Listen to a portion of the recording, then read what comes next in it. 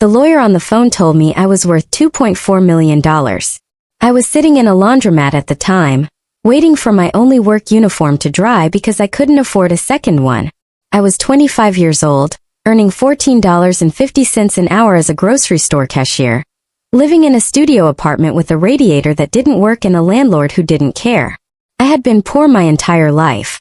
My stepmother had made sure of that. She told me my father died broke, left us nothing, that we were lucky to survive on her secretary's salary. She lied every single day for 18 years while spending my inheritance on a beach house in Florida. My name is Noelle. This is the story of how my stepmother stole my childhood, my money and my future, and how I took it all back plus interest. Let me start at the beginning because I need you to understand what was taken from me before I can explain how I reclaimed it. My father was Jonathan Ashford. He was a real estate developer in Connecticut, a man who built shopping centers and office parks and apartment complexes across New England. I didn't know any of this growing up. I didn't know he was wealthy. I didn't know he owned 3 properties outright. I didn't know he had $1.8 million in investment accounts and a 40% stake in a development company worth millions more. I didn't know because my stepmother, Regina, made sure I never found out. My mother died when I was 3 years old. Breast cancer diagnosed too late, gone within 8 months of the first symptoms. I don't remember her except in fragments. The smell of her perfume, the sound of her humming in the kitchen, the feeling of being held against her chest while she rocked me to sleep. My father kept photos of her everywhere after she died. He talked about her constantly. He made sure I knew I was loved by a woman I would never remember. My father married Regina 2 years later when I was 5. She was his secretary at the development company, a woman 15 years younger than him with blonde hair and a smile that never quite reached her eyes. I remember thinking she was pretty but cold like a doll in a store window. She hugged me when my father introduced us, but her arms felt stiff and her voice sounded rehearsed. I'm so happy to meet you, Noelle. We're going to be such good friends. We were never friends. We were enemies from the start, even if I didn't understand it then. The first 2 years of their marriage were tolerable. We lived in my father's house, a beautiful colonial in Greenwich with 4 bedrooms and a pool in the backyard. I had my own room with pink walls and a canopy bed. I went to a private school where the teachers were kind and the other children came from families like mine. I was happy, or as happy as a child can be who has lost her mother, and doesn't fully understand what that means. My father adored me. He took me to breakfast every Saturday morning, just the 2 of us, at a diner where the waitresses knew my name and always brought me extra whipped cream on my pancakes. He read to me every night before bed, doing all the voices, making me laugh until my stomach hurt. He told me I was his greatest treasure, his reason for everything, the best thing he had ever created. He said those exact words.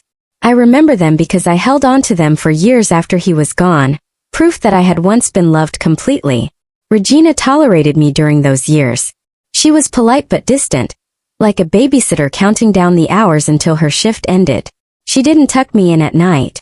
She didn't come to my school plays. She didn't ask about my day, or help with my homework. She was there, but she wasn't present.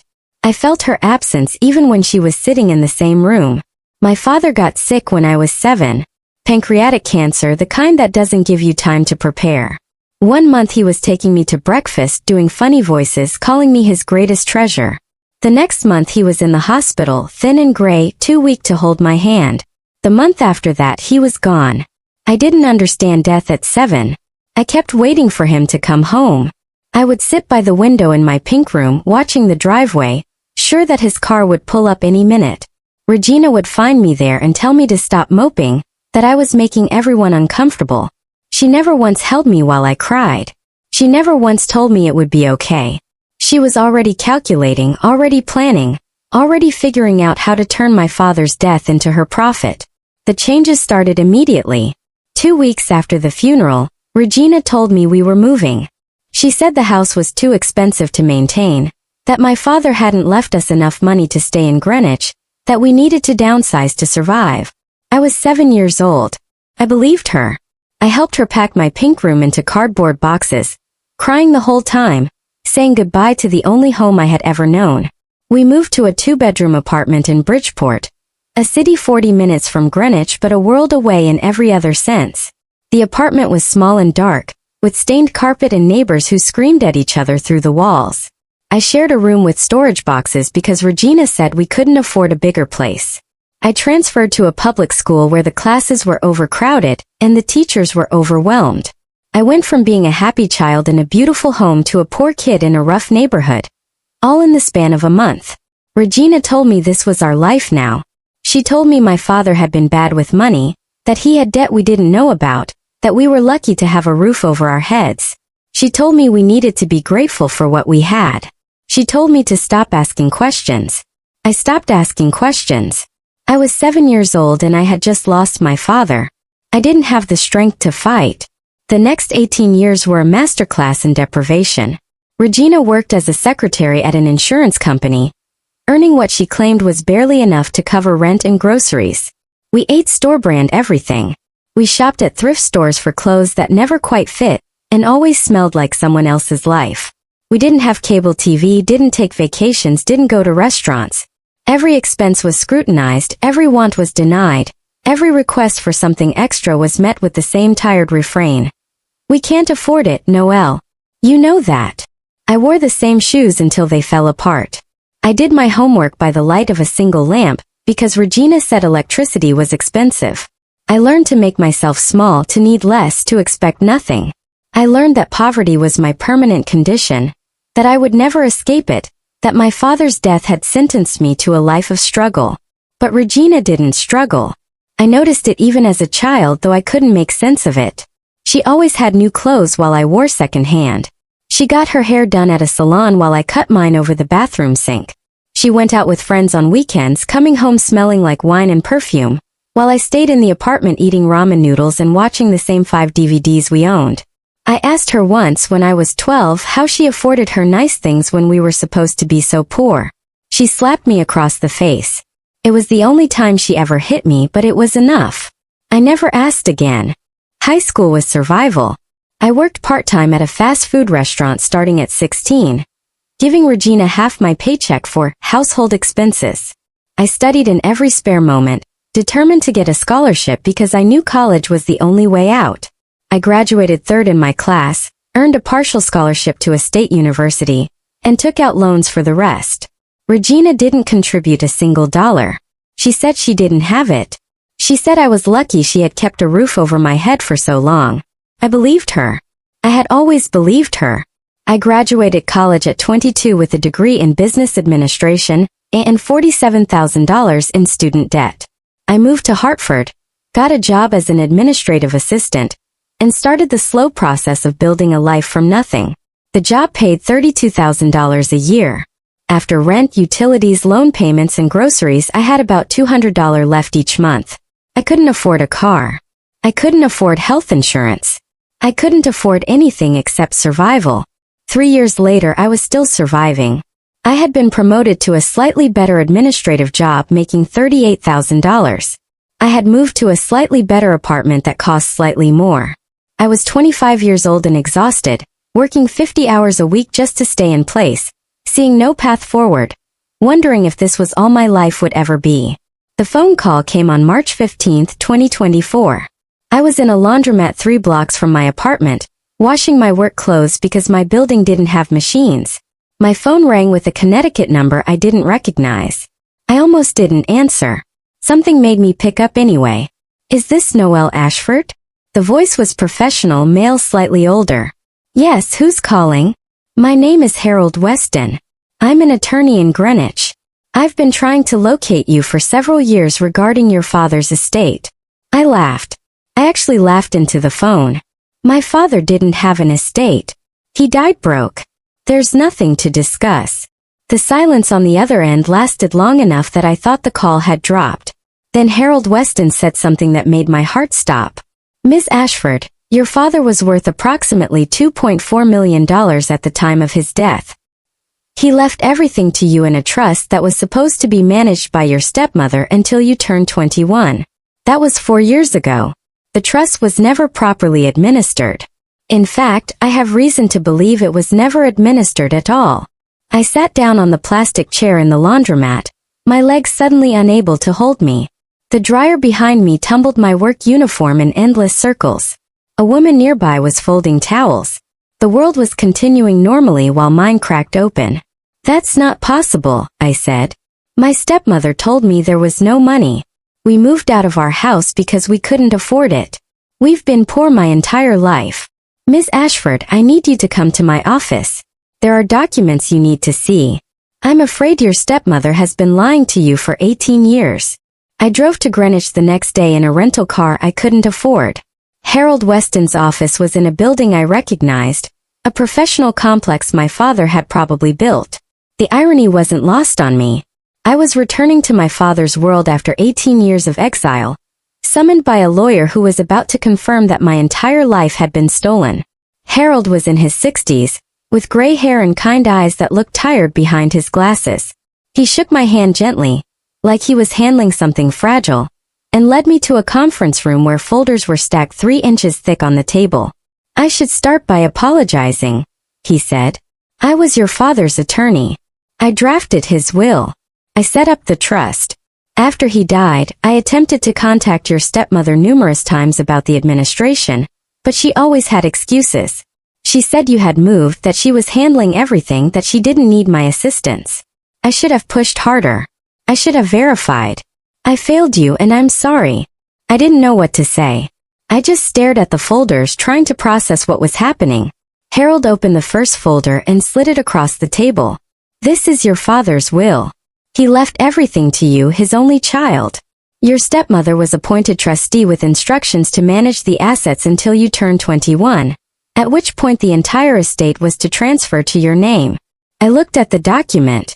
My father's signature was at the bottom, familiar even after all these years. He had written my name throughout. My beloved daughter Noelle, Noelle Elizabeth Ashford. My sole heir Noelle. He had loved me. He had provided for me. He had tried to make sure I would be okay. What was in the estate? I asked. Harold opened another folder. At the time of your father's death, the estate included the family home in Greenwich, valued at approximately $1.2 million. A vacation property in Naples, Florida, valued at $650,000. A rental property in Stamford, valued at $480,000. Investment accounts totaling approximately $1.8 million. A 40% ownership stake in Ashford Development Partners, which was bought out by his partners for $890,000 after his death. Life insurance policy of $500,000 with you as the named beneficiary. The numbers blurred together. I couldn't process them. I had grown up wearing secondhand clothes and eating ramen noodles, and my father had left me over $5 million in assets. Where did it all go? I whispered. Harold's expression hardened. Your stepmother liquidated almost everything within the first 5 years. She sold the Greenwich house for $1.1 million. She sold the Stamford rental for $460,000. She cashed out the investment accounts. She collected the life insurance. The only asset she kept was the Florida property, which she still owns and uses as her primary residence. Regina lived in Florida. She had moved there 6 years ago, telling me she had finally saved enough to retire early. She had invited me to visit once. I couldn't afford the plane ticket. She's been living in my father's house, I said. While I couldn't afford groceries. The total value of assets she liquidated is approximately $4.3 million, Harold continued. She was required by the terms of the trust to invest conservatively and preserve capital for your benefit. Instead, she converted everything to cash and spent it on herself. Based on my investigation, she purchased the Florida property outright for $650,000. She bought luxury cars, took international vacations, joined a country club. She lived extremely well for 18 years while you believed you had nothing. I thought about the slap. I thought about asking her how she afforded nice things when we were so poor. I thought about her face when she hit me. Not angry but afraid. She was afraid I would figure it out. She was afraid the lie would collapse. What can I do? I asked. Harold closed the folder and looked at me directly. You can sue her for breach of fiduciary duty, fraud, and theft. You can pursue criminal charges. The statute of limitations on the financial crimes may have passed, but the civil claims are still viable because the fraud was ongoing and only recently discovered. I've already prepared a preliminary filing. All I need is your authorization to proceed. I thought about 18 years of poverty. I thought about student loans I was still paying. I thought about the studio apartment with the broken radiator. I thought about every time Regina told me we couldn't afford something while she was sitting on millions of dollars. That belonged to me. Do it, I said. I want everything back. The investigation took 3 months. Harold hired a forensic accountant to trace every dollar Regina had spent. They subpoenaed bank records, credit card statements, property records, tax returns. They built a timeline of theft so comprehensive that even I was shocked by its scope. Regina had started stealing immediately after my father's death. Within 6 months, she had liquidated his investment accounts, withdrawing $1.8 million in cash that was supposed to be held in trust for me. She used some of it to pay off her own debts.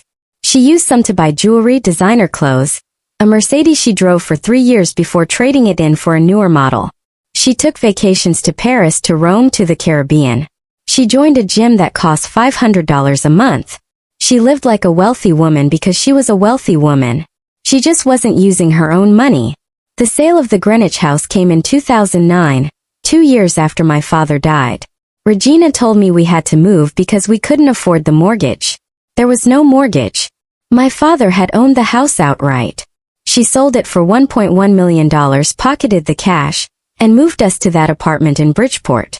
She made me believe we were poor while she was sitting on over $1 million. The Stanford rental property was sold in 2011.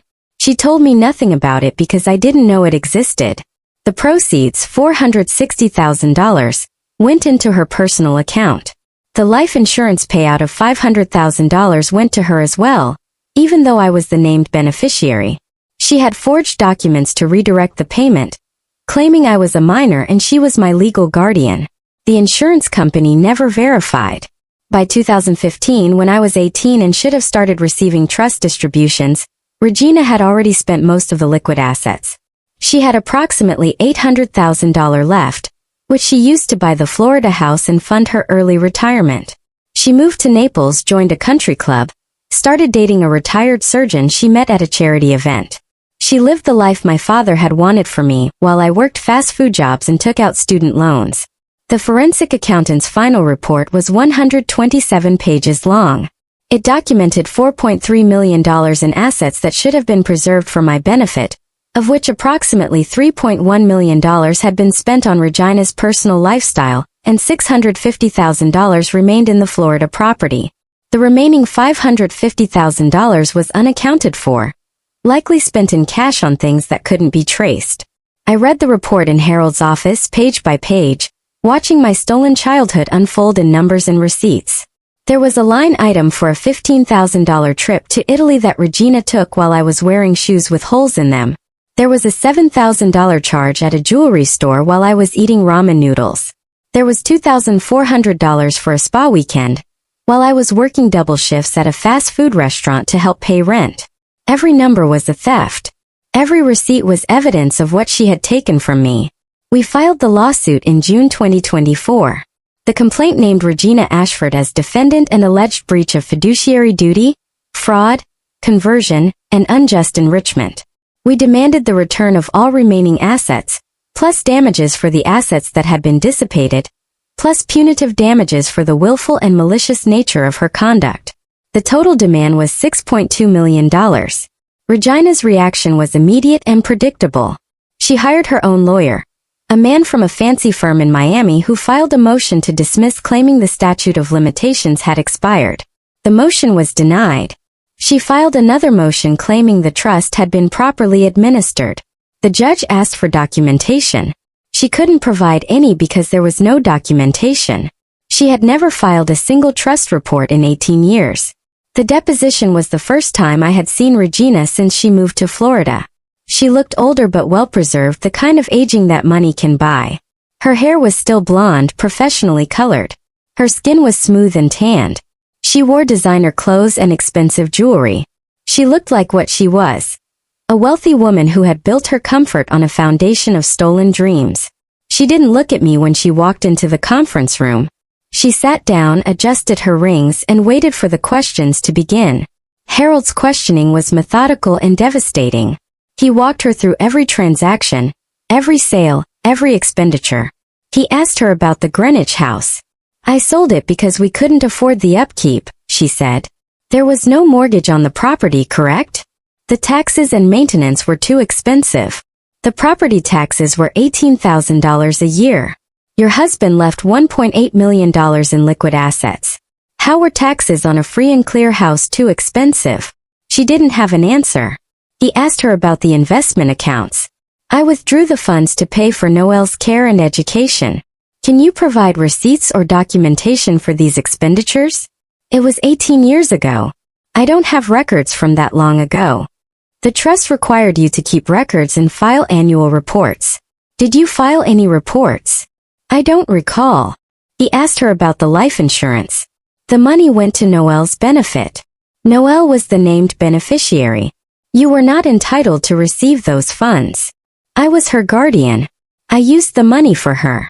She lived in a 2-bedroom apartment, attended public school, and worked part-time jobs starting at 16. Where exactly did $500,000 go for her benefit? Regina's composure cracked. She started crying, claiming she had done her best, that raising a child alone was expensive, that she had sacrificed everything for me. I sat across the table and watched her perform, the same performance she had given for 18 years, the grieving widow who had given up so much for her stepdaughter. I didn't believe a single tear. The trial was scheduled for October 2024, but we never got there. 2 weeks before the trial date, Regina's lawyer called Harold with a settlement offer. She would return the Florida property, valued at approximately $720,000 after appreciation. She would pay an additional $400,000 in cash from her remaining assets. She would admit no wrongdoing but would waive any future claims to my father's estate. Harold told me the offer was inadequate. We could get more at trial, possibly much more. But trials were uncertain, and Regina was already talking about bankruptcy. If she declared bankruptcy, collecting anything would become much more difficult. I countered. I wanted the Florida house. I wanted $600,000 in cash. I wanted a written admission that she had failed to properly administer the trust. And I wanted her to pay my legal fees, which had already reached $85,000. She accepted.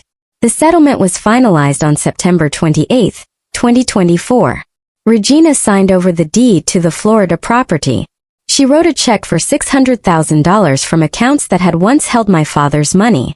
She signed a statement acknowledging that she had failed to meet her fiduciary obligations as trustee, language that was carefully negotiated to be as damning as possible without technically admitting fraud.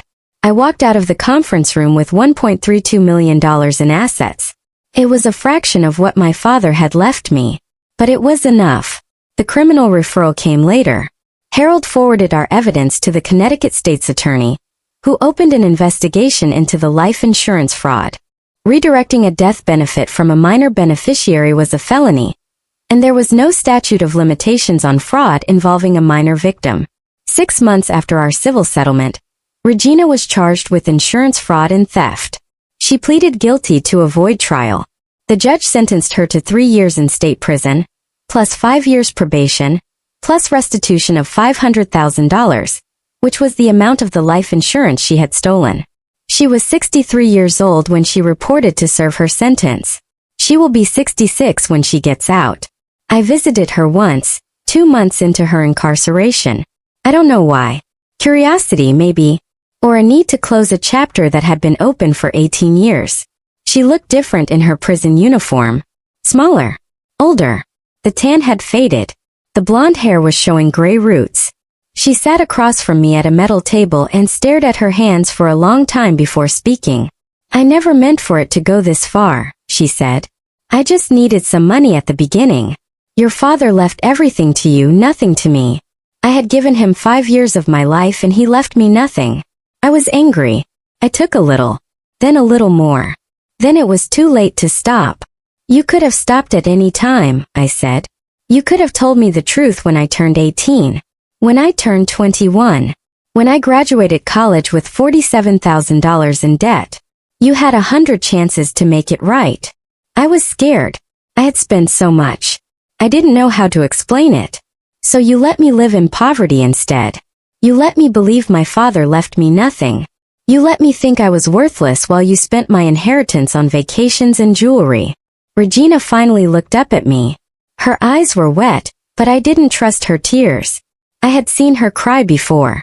It was just another performance. I'm sorry, she said. I know it doesn't help, but I'm sorry. I stood up from the table. You're not sorry you did it. You're sorry you got caught. I walked out of the prison and never went back. I sold the Florida house 6 months ago. I couldn't live in a place that had been bought with my father's stolen money, decorated by a woman who had lied to me my entire life. The sale price was $780,000, more than Regina had paid for it thanks to appreciation in the Naples market.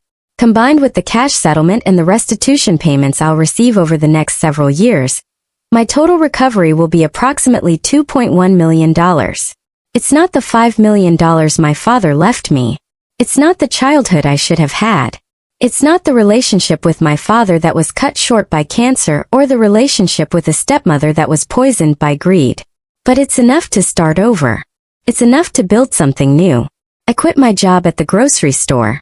I paid off my student loans in full, all $47,000 of them, the debt I had accumulated because Regina told me there was no money for college. I bought a condo in a nice neighborhood, the first property I've ever owned, with a view of the water and walls I can paint any color I want. I'm taking classes toward an MBA, paid for in cash, no loans this time. I'm building the life my father wanted for me. 20 years late but finally happening. I think about him sometimes, my father. I think about breakfast at the diner on Saturday mornings, about bedtime stories with all the voices, about being called his greatest treasure. He tried to provide for me. He did everything right. He just trusted the wrong person to carry out his wishes. I try not to be angry at him for that. He was dying. He was scared. He wanted to believe that the woman he had married would take care of his daughter. He couldn't have known what Regina would become. He couldn't have imagined that she would steal from a 7-year-old and keep stealing for 18 years. The anger I save for Regina. I think about her in that prison cell, wearing her uniform, eating cafeteria food, sleeping on a thin mattress in a room with no privacy. I think about how different it is from the beach house in Naples, the country club, the Mercedes, the vacations. I think about how she built all of that on my suffering, and now she's suffering instead. I want to say it brings me peace. I want to say that justice has healed the wounds of 18 years of poverty and lies. But it hasn't. Some wounds don't heal. Some losses can't be recovered. I'll never get back the childhood I should have had, the college experience without financial stress, the 20s that weren't consumed by survival. I'll never know who I might have become if I had grown up knowing I was wealthy, knowing I was loved, knowing my father had provided for me. Regina stole more than money. She stole possibility. She stole potential. She stole the person I might have been. What I have now is the person I actually am. A 26-year-old woman with money in the bank, a condo by the water, and a future that finally looks bright. I'm stronger than I would have been if everything had been easy. I'm more resourceful. I'm more careful about who I trust. I know what it's like to have nothing, which makes having something feel like a miracle every single day. If you're listening to this story and something feels familiar, if a family member is controlling your finances, if an inheritance seems to have disappeared, if the numbers don't add up and the explanations don't make sense, I want you to trust that feeling. Ask questions even when they make people uncomfortable. Demand documentation. Verify everything. The people who steal from family count on silence and trust. Don't give them either. My stepmother told me my father died broke. She told me for 18 years. She told me while spending my inheritance on beach houses and jewelry. She told me while I wore secondhand clothes and took out student loans and worked jobs that barely covered rent. I believed her because she was family. I believed her because I was a child when the lies started. I believed her because I couldn't imagine someone being that cruel to a little girl who had just lost her father. Now I know better. Now I trust documentation over declarations. Now I verify before I believe. My name is Noelle Ashford. My father left me $2.4 million when I died. My stepmother stole it all and told me I was worthless. For 18 years I believed her.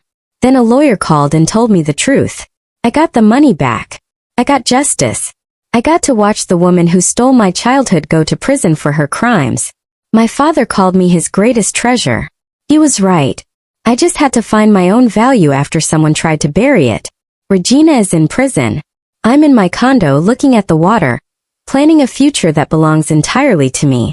Some treasures take time to recover, but they're worth the wait.